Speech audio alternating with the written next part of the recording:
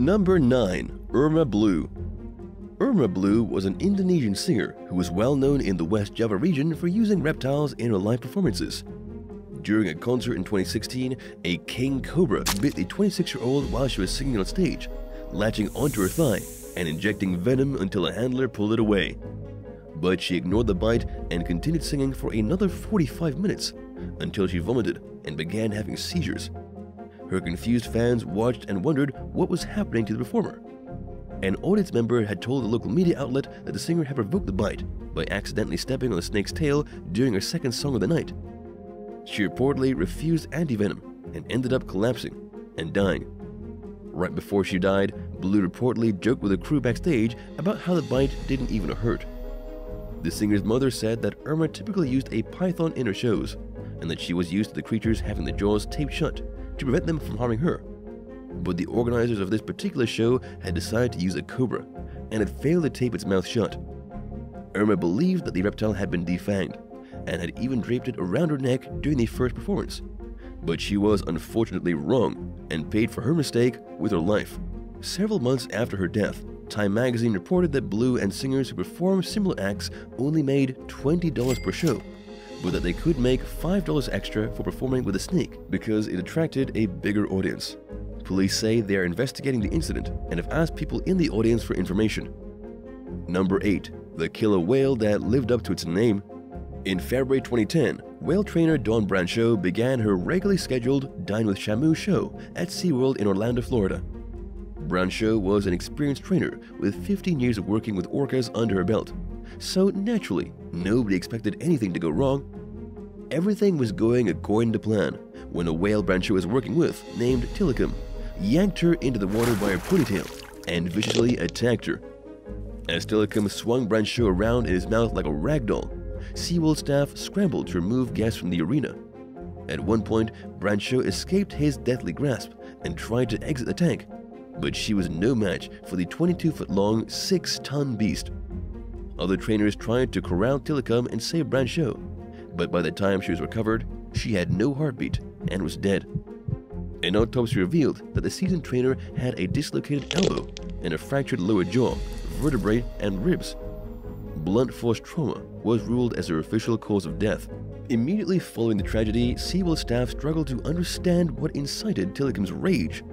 The largest of the aquarium's 8 killer whales, Tilikum had lived at SeaWorld since 1992. Why did he decide 18 years after his arrival to savagely assault a highly experienced trainer he was well bonded with? It turned out Brancheau's death wasn't the first human fatality Tilikum was involved in. His name had come up in 2 previously recorded incidents. At another facility in 1991, Tilikum and 2 of his tank mates prevented trainer Kelty Lee Byron from climbing out of their tank after she fell in. Kelty's death was ruled an accident. In 1999, the body of a man who had slipped past security and stayed in the park after closing was found naked and draped across Tilikum's body. An autopsy determined that the man had died from hypothermia, and both cases had somehow flown under the radar before Tilikum was moved to another SeaWorld site. Number 7. Bear versus Handler. In late 2019, a bear suddenly attacked his handler during a circus performance in the northwestern Russian city of Olonets. The muzzled beast was pushing around a wheelbarrow at his handler's command when he decided that he'd had enough. He lunged towards his trainer, seemingly out of nowhere, and tackled the man to the floor. Harrowing footage of the ordeal shows a circus employee rushing into the ring and trying to free the trainer by kicking the bear in the shoulder and side, while the audience screams in the background. Thankfully, the bear was ultimately subdued, and nobody was seriously injured. The circus company removed the act from its show and parted ways with the bear and its handler, according to the spokesperson, who reassured the public that history would not repeat itself. The spokesperson also pointed out that the attack was not the bear's fault and that the animal may have been spooked by the camera flashes, causing him to attack his handler out of fear. Ruslan Solodyuk, the bear's battered handler, said the 16-year-old bear called Yashka was on his last tour as an entertainer and was not feeling well at the time of the attack. He told the Russian site Daily Storm that the bear had never been violent before and that its violence was a result of old age and joint pains, which get worse in the fall. Officials have now opened a criminal investigation after the attack on the trainer. There were no barriers between the circus act and the audience members, Investigators will soon decide if they will charge the owners of the circus with providing unsafe services. Number 6. A non-family friendly fatality. In a horrifying encounter that was captured on video in 2019, a snake attacked its handler during a circus performance in Russia, as an audience of traumatized adults and children looked on. Based on the footage, it appears as though the trainer was working with a python or a constrictor when the reptile suddenly overpowered him. He fell to his knees and waved frantically for help, while spectators initially believed it was all part of the show. Soon enough, audience members realized they weren't watching a staged act. The man appeared to be getting weaker. By the time other circus performers realized that something was terribly wrong and rushed over to free the trainer, he was seriously injured. The disturbing clips that circulated online following the incident showed that the man's body was limp and seemingly unresponsive, even after the snake had been pulled off him. A news report from the local agency Voice of Dagestan claimed the creature had strangled its trainer, but the publication could not confirm whether the attack had happened locally, as rumors claimed. The outlet also clarified that the incident had reportedly happened months earlier, but had just now come to light. Another news agency said that the people who had recorded the video claimed that the snake had killed the trainer, but that the journalist would like to hope he survived.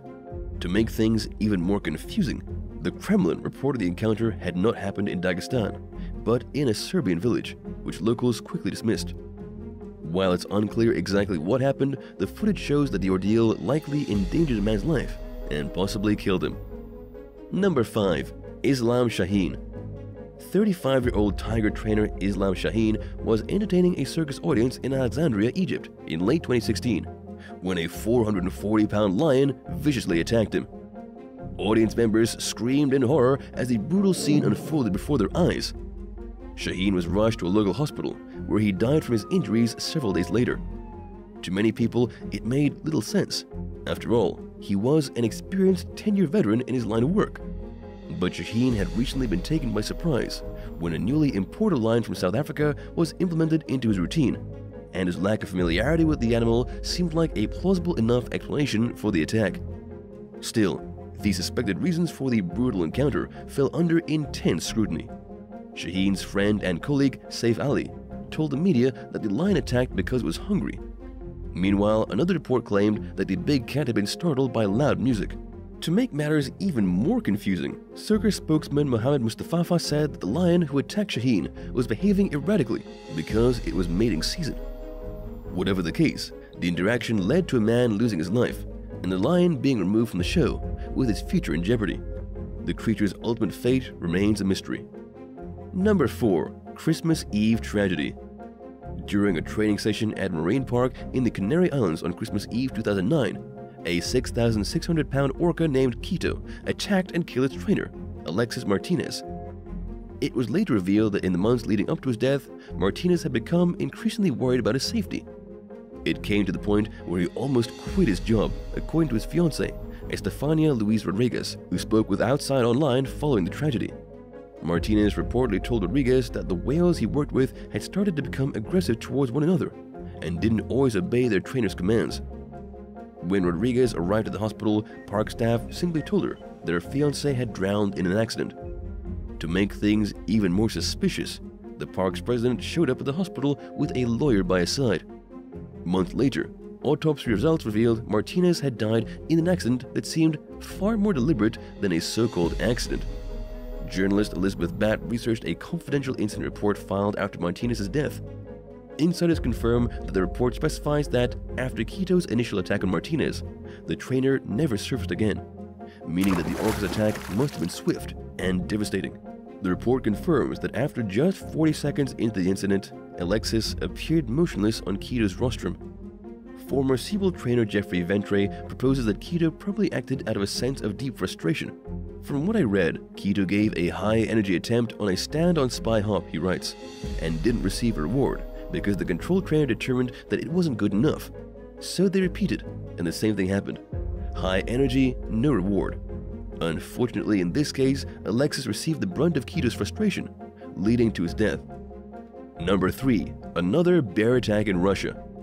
In one of the latest examples of a disturbing trend of circus animals attacking performers in Russia, alarming footage surfaced online last year of a bear mauling a woman during a show in the town of Berezovsky.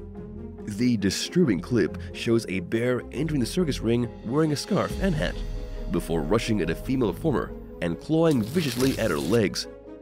Two of the woman's fellow performers tried desperately to pull the bear off her, causing her to fall to the ground.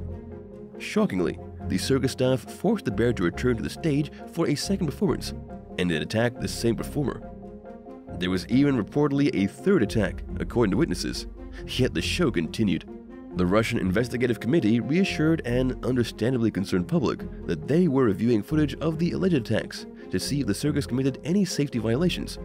By then, the video had gone viral on social media, yet the circus denied that any of the attacks had happened.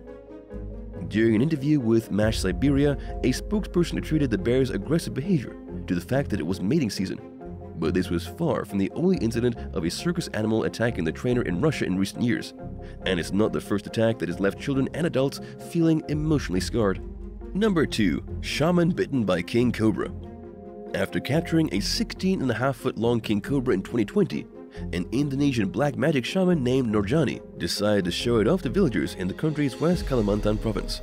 He removed the reptile from his wooden hut, where he had kept it locked up for traditional medicine purposes, and began spinning the cobra around repeatedly, causing it to become visibly distressed.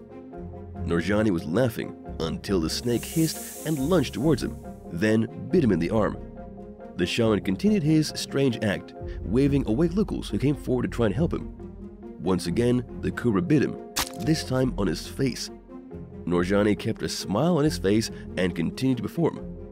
2 hours later, the man began to feel ill, which did not surprise anyone but him. He was rushed to the hospital, where he received antivenom, but it was too late. Nurjani was pronounced dead later that evening, and his family beheaded the snake to avenge evil spirits. Local police chief Dede Hasanuddin said that the shaman had a history of risky behavior with animals, and while Nurjani had a reputation for being a skilled practitioner of his craft, his apparent indifference to being bitten by one of the world's most dangerous snake species caused some to question his qualifications. Number 1. Birthday Tiger Attack. Ray Horn is a member of one of the famous magician and entertainer duos Siegfried and Roy. He was performing for a private audience during his 59th birthday celebration in October 2003, when a nearly 400-pound white tiger named Manticore lunged at him and brutally mauled him. The big cat then clamped his jaws down on Horn's neck and dragged him off the stage. Roy was rushed to the hospital, where he underwent the first of many surgeries. The attack left long-term damage, making it difficult for him to walk and talk, and effectively ended the Siegfried and Roy show for good. The freak accident came out of nowhere and surprised everyone, considering Horn's pristine track record of completing over 400,000 shows with no human-animal conflicts. Accounts of what happened that night vary.